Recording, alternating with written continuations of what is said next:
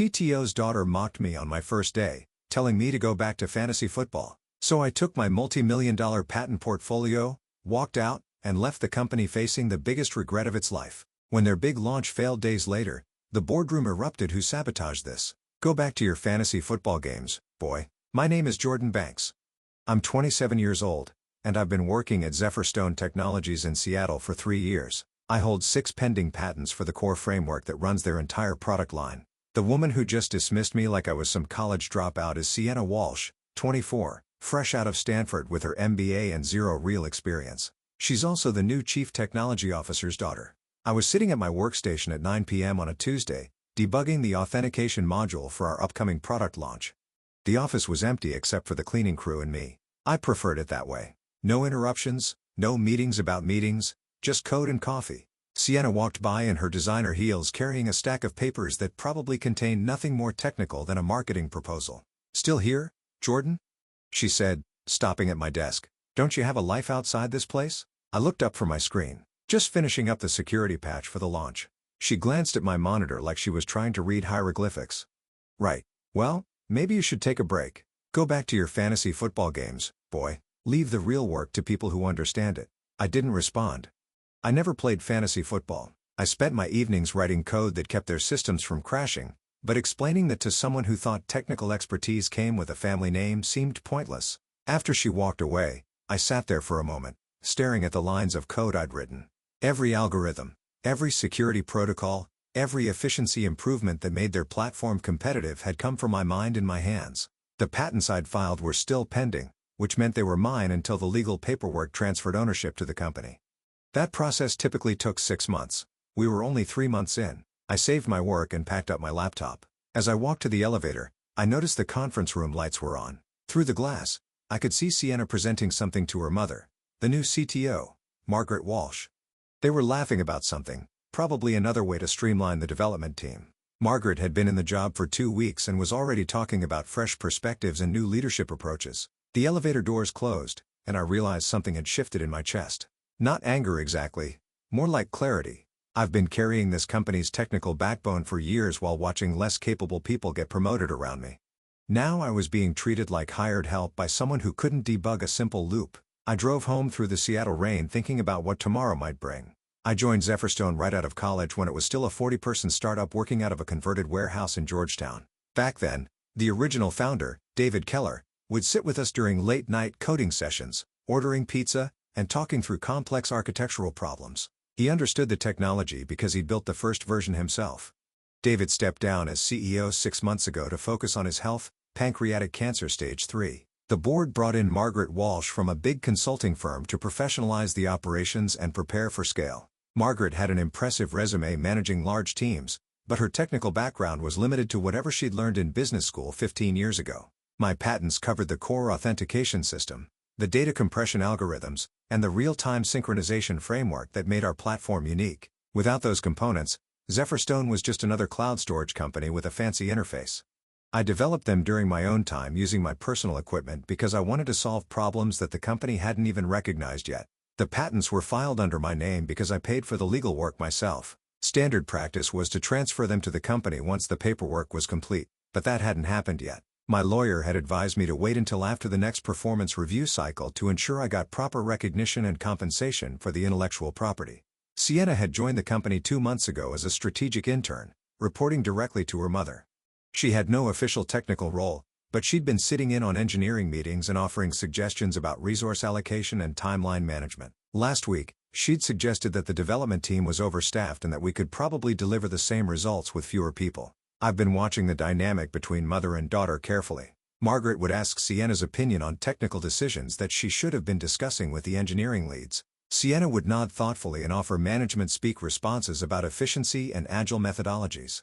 Neither of them ever asked me about the technical feasibility of their ideas. The warning signs had been there for weeks. My name had been removed from the internal technical documentation without explanation. Meeting invites that used to include me automatically were now going to senior staff only. When I asked about it, Margaret's assistant told me it was just a scheduling oversight. Yesterday, I'd overheard a conversation between Margaret and the head of human resources about restructuring the technical team to better align with company goals. They hadn't noticed me in the break room, and I hadn't made my presence known. Now after Sienna's comment about fantasy football, the picture was becoming clear. They were planning to push me out probably after the launch when my work was complete, but before my patents transferred to the company. I pulled into my apartment parking garage and sat in my car for a few minutes listening to the rain on the roof. The next morning, I arrived at the office early and found an email waiting for me. The subject line read, "Team restructuring, please review." It was from Margaret, sent at 11:47 p.m. the night before. The email outlined a new organizational structure that would take effect after the product launch in 2 weeks. My role was being transitioned to a more junior position focused on maintenance and support rather than core development. My salary would remain the same, but I'd be reporting to a new hire who had been brought in to lead the technical vision going forward. The new hire was someone I'd never heard of. According to his LinkedIn profile, which I looked up immediately, he had a computer science degree from a decent school and 5 years of experience at companies I recognized. Nothing impressive, but nothing obviously wrong either. What bothered me was that they'd made this decision without consulting me or even informing me until after the hiring was complete. I sat back in my chair and thought about what this meant. They were keeping me around long enough to ensure the launch went smoothly, then sidelining me before I could become a threat to their new management structure. My patents would transfer to the company in 3 months, giving them permanent ownership of the technology I'd created. After that, I'd be expendable. The office started filling up around 9 a.m. I watched people settle into their routines, checking emails and grabbing coffee. None of them knew what was coming. Most of them probably wouldn't care. They had their own careers to worry about. At 10:30 a.m., Sienna walked past my desk carrying a tablet and looking important. She was wearing a different designer outfit and had her hair pulled back in a way that made her look older than her 24.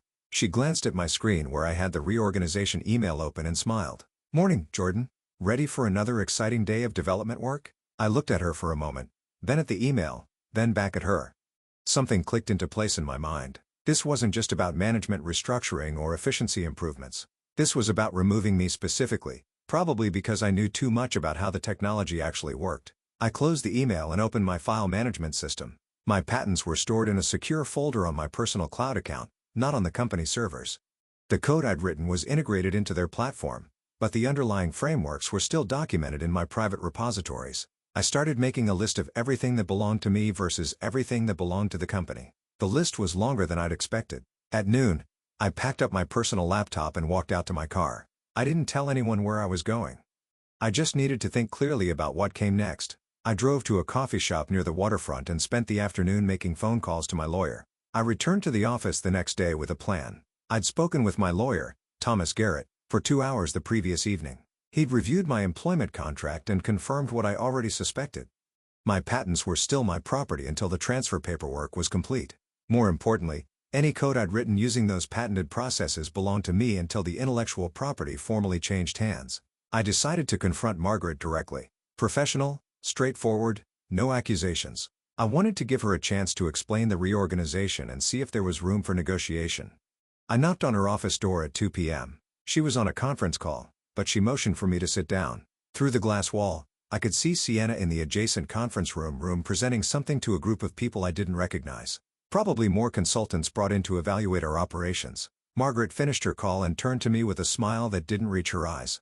"Jordan, thanks for coming by. I assume you've had a chance to review the restructuring proposal?" "I have. I wanted to discuss my role going forward and make sure we're aligned on expectations." She leaned back in her chair.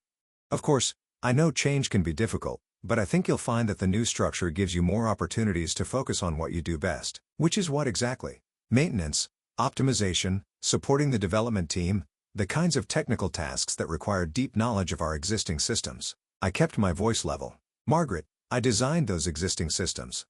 The authentication framework, the compression algorithms, the synchronization protocols, those are my patents." Her expression shifted slightly. "Well, yes, you've certainly made important contributions. But as you know, all intellectual property developed during your employment belongs to the company.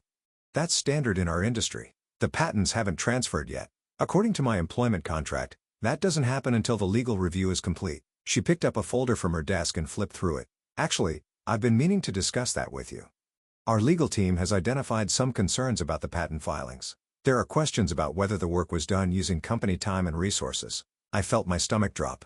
"I filed those patents using my own equipment on my own time. I have documentation to prove it." "I'm sure you do, but perception can be tricky in these situations. The board is concerned about potential liability issues if we move forward with the transfer as originally planned." This was a trap. They were going to claim that my patents belonged to the company regardless of the legal documentation, then tie me up in litigation that I couldn't afford to fight. Even if I eventually won, the legal costs would bankrupt me, and the product launch would be long over. What are you proposing? We'd like you to stay in your current role through the launch, help train the new technical lead, and then we can discuss a transition timeline that works for everyone. I stood up. I need some time to think about this. Of course.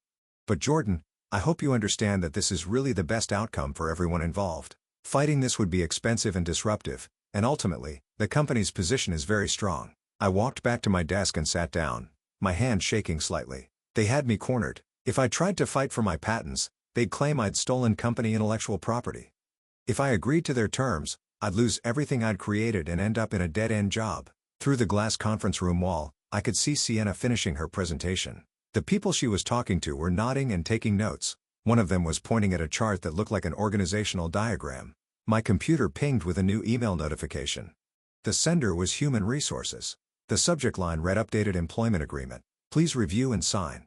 I didn't open it. Instead, I started thinking about what Thomas had told me during our phone call. The patents were mine until they weren't. The code was mine until it wasn't. But what if I removed my code from their systems before they could claim it? That would be sabotage legally speaking. But what if I simply declined to renew the licensing agreement I'd never formally signed? I opened my personal cloud storage and began reviewing the documentation for my patents. That evening, I stayed late again. But this time, I wasn't debugging code. I was conducting an audit of everything I contributed to Zephyrstone's platform over the past 3 years. The results were more extensive than I'd realized. My authentication framework was integrated into every user login, every API call, and every data transfer. Without it, their system would revert to basic username-password security that any halfway competent hacker could bypass. The compression algorithms I developed reduced their storage cost by approximately 60% and made their platform fast enough to compete with larger companies. The synchronization protocols enabled real-time collaboration features that were central to their marketing message. I'd essentially built the technological foundation that made Zephyrstone competitive in their market. Everything else was just user interface and business logic built on top of my work, but the deeper truth was more complicated. As I reviewed old emails and meeting notes, I found evidence that Margaret and Sienna had been planning this move for weeks before the reorganization announcement. 3 weeks ago, Margaret had asked the development team to document all of our technical processes and create detailed system architecture diagrams. She'd framed it as a routine knowledge management initiative. 2 weeks ago, Sienna had requested access to our code repositories for a strategic analysis of development efficiency. I'd granted the access because she was the CTO's daughter, and I'd assumed it was legitimate. Last week, I discovered that someone had been copying files from our shared drives to an external location. When I'd reported it to IT security, they told me it was authorized by senior management for backup purposes. Now I understood what had been happening. They've been systematically documenting and copying everything I created so they could continue using it after pushing me out. The plan was probably to claim that my patents were derivative works based on company resources, making them company property regardless of the legal filing status. I found an email thread between Margaret and someone at their law firm discussing intellectual property acquisition strategies and minimizing developer leverage. The threat was dated 2 days after Margaret had started working at the company. This wasn't about reorganization or efficiency. This was a calculated plan to steal my work. I spent the next hour researching Margaret's background more carefully. Her previous job had been at a consulting firm that specialized in technology acquisition and integration. Before that, she'd worked for a venture capital company that focused on buying distressed startups and extracting value from their intellectual property. She wasn't brought in to grow Zephyrstone. She was brought in to strip Mineta. I called Thomas and explained what I discovered. He listened carefully, asked several questions about the timeline, and then delivered news that changed everything. Jordan, based on what you're telling me, you have grounds for a cease and desist order. Your patents are still your property. And if they're using your technology without a formal licensing agreement, that's patent infringement.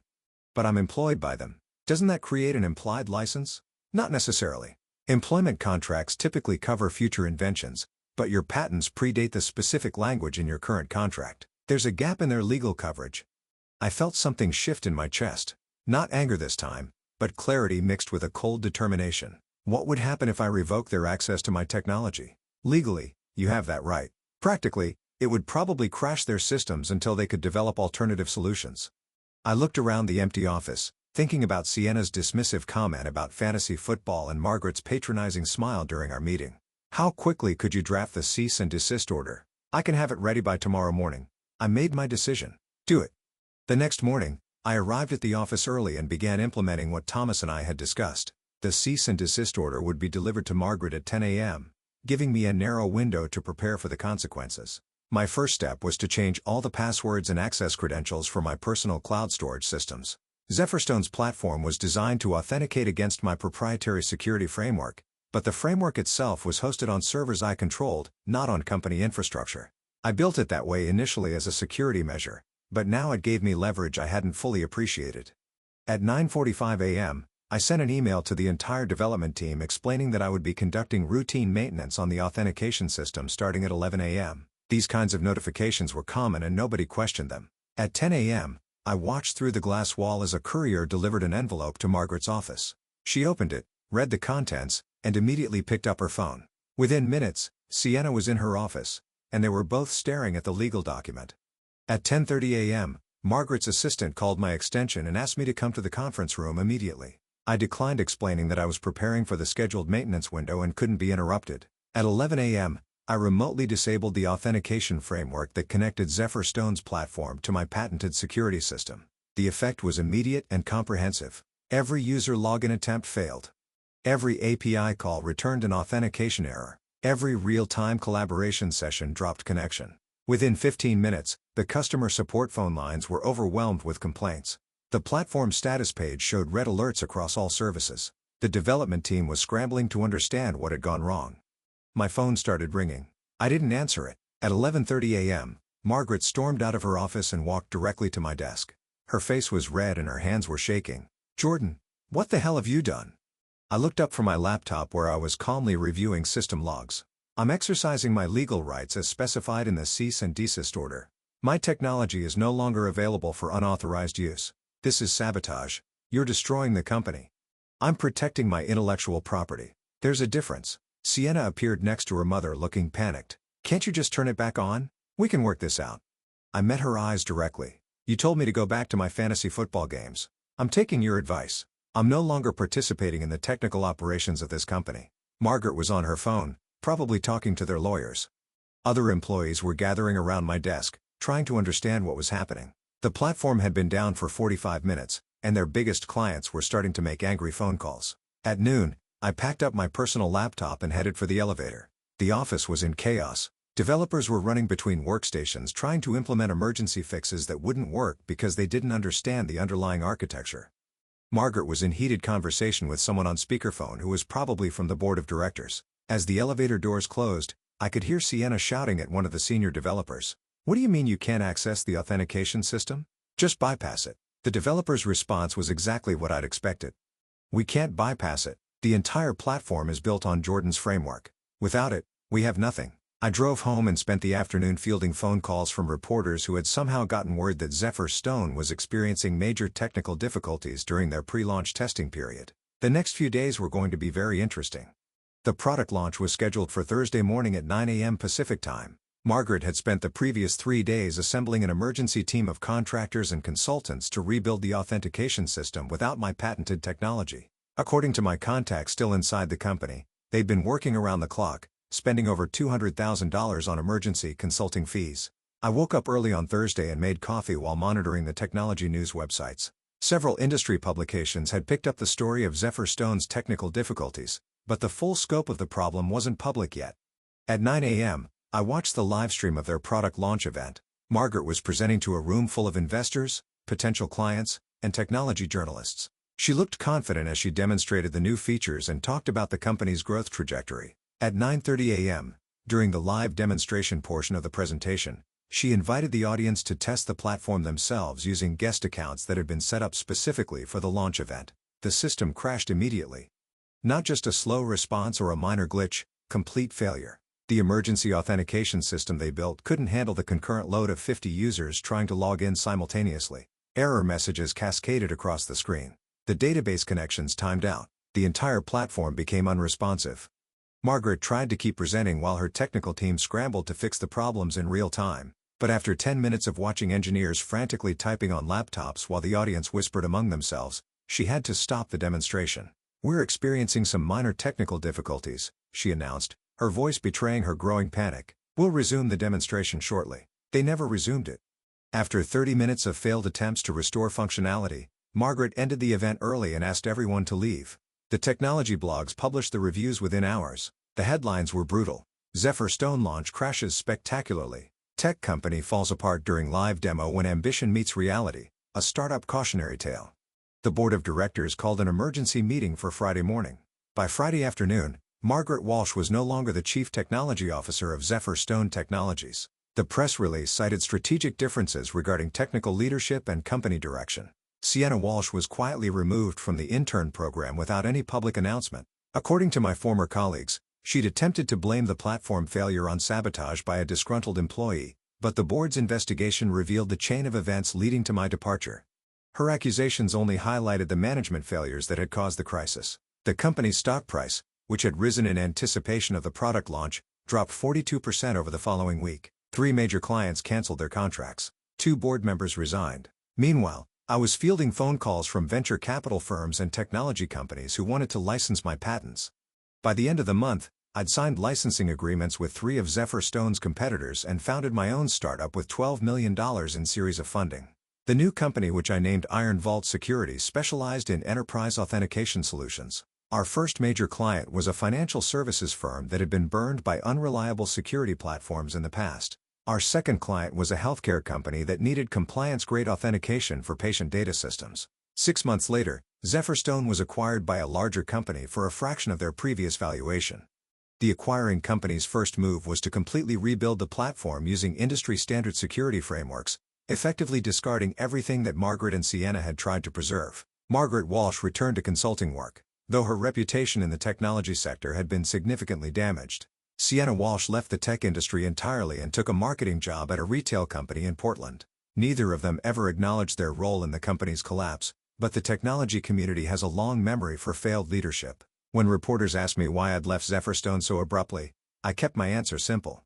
Sometimes walking away is the best way to protect what you've built. The real lesson was quieter but more important. Respect and competence can't be faked, and dismissing someone because of their age or background is a mistake that compounds quickly in an industry built on knowledge and innovation.